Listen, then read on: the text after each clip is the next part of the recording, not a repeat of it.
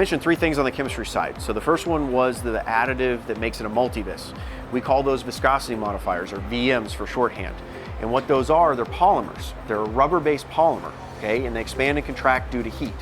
It's a bit like us. When we're cold, we bundle up and we're gonna be shivering, but when we get hot, we wanna shed as much clothing as we can to get cool.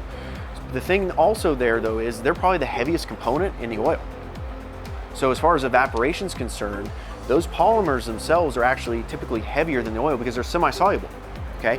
So that's the way they work. They're not fully soluble, meaning if they were, then you kind of have this situation where they wouldn't work properly. And then you have the other side where they're insoluble and they sink to the bottom. So the other big benefit that I didn't touch on earlier, chemistry-wise, is multi-viscosities. We can use those polymers to thicken the oil more, which means we don't have to use something called bright stock as much, which tends to break down more with temperature, back to your question around oil temperature.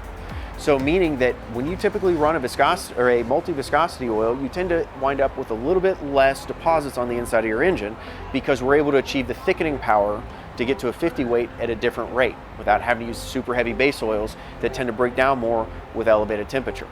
So also you can go back and look at the old World War II engines, right? So a lot of folks are running straight grade 120, we have a 2560. If you go back and look, a lot in those cases in World War II, you used to build up a lot of deposits, a lot of hung valves, a lot of those types of things. It's because the base oil technology at the time wasn't as advanced as we are today.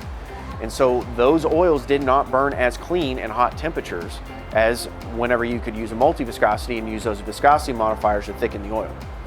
And we can talk more afterwards on that. That's one of my favorite subjects to kind of talk about. But it's not too different than automobiles for viscosity modifiers. We do the same thing, 0W20s, 15W40s. Those viscosity modifiers can be used in lubricants across the board.